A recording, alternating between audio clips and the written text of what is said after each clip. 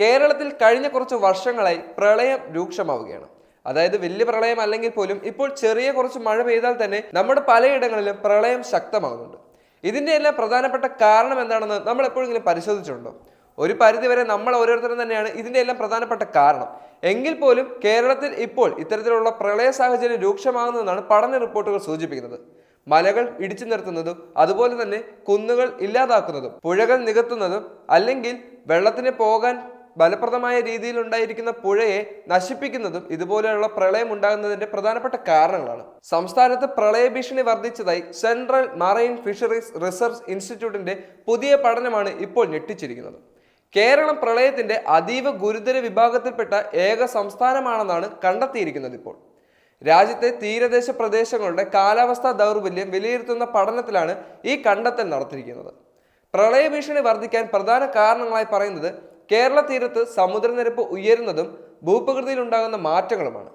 ചുഴലിക്കാറ്റ്, ഉഷ്ണതരംഗം എന്നിവയുടെ തീവ്രത കേരളത്തിൽ താരതമ്യേന കുറവാണെന്നും പഠനം വ്യക്തമാക്കുന്നുണ്ട്. കാസർഗോഡ്, കണ്ണൂർ, മലപ്പുറം എന്നിവയുൾപ്പെടെയുള്ള വടക്കൻ ജില്ലകളിൽ കടൽനിരപ്പ് ഉയരാനുള്ള സാധ്യതയും കൂടുന്നുണ്ട്. ഇതിൽ കോഴിക്കോട് ഉയർന്ന തീവ്രത വിഭാഗത്തിലുള്ള ജില്ലയാണ്. IPCC 6 അന്താരാഷ്ട്ര കാലാവസ്ഥാ പഠനത്തെ അടിസ്ഥാനമാക്കിയുള്ളതായിരുന്നു ഈ പുതിയ പഠനം.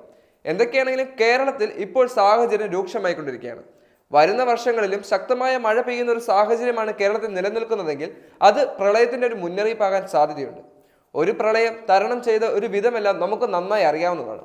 എല്ലാം അതിജീവിച്ചുകൊണ്ടിരിക്കുന്ന കേരളത്തിലേക്ക് ഇനിയും ഇത്തരത്തിലുള്ള ശക്തമായ പ്രളയം വരികയാണെങ്കിൽ എപ്പോഴും നമുക്ക് അതിജീവിക്കാൻ സാധിക്കണമെന്നില്ല. ഇതിനെല്ലാം ശക്തമായ നടപടിക്രമങ്ങൾ അല്ലെങ്കിൽ ഇതിനെല്ലാം പ്രതിരോധ മാർഗങ്ങൾ നമ്മൾ കൈക്കൊണ്ടേ മതിയാകും.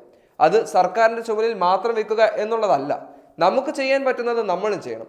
പുഴയുടെയും മലകളുടെയും സ്വാഭാവിക ഒഴുക്കിനെയും അല്ലെങ്കിൽ മലകളുടെ പൂർണ്ണരൂപത്തെയും അതേപോലെ നിലനിർത്താൻ നമ്മൾ ശ്രമിക്കണം.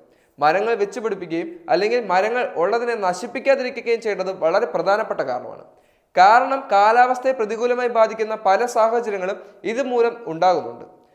നമുക്ക് ചെയ്യാൻ പറ്റുന്ന കാര്യം കൃത്യമായി ചെയ്താൽ പ്രകൃതി അവർക്ക് ചെയ്യാൻ പറ്റുന്നതും കൃത്യമായി തന്നെ ചെയ്യും. അതിനാൽ തന്നെ ഇപ്പോൾ ഭൂപ്രകൃതി എങ്ങനെയാണോ അതിൻ്റെ രീതിയിൽ തന്നെ സംരക്ഷിക്കേണ്ടത് നമ്മൾ പ്രത്യേകം ശ്രദ്ധിക്കേണ്ട ഒരു കാര്യമാണ്. അതുവഴി ഇത്തരത്തിലുള്ള പ്രളയം ഇല്ലാതാക്കാനും അല്ലെങ്കിൽ ഒരു പരിധി വരെ ഇതിനെല്ലാം തടയിടാനും നമുക്ക് സാധിക്കും. അതിനുവേണ്ടി നമുക്ക് പരിശ്രമിക്കാം.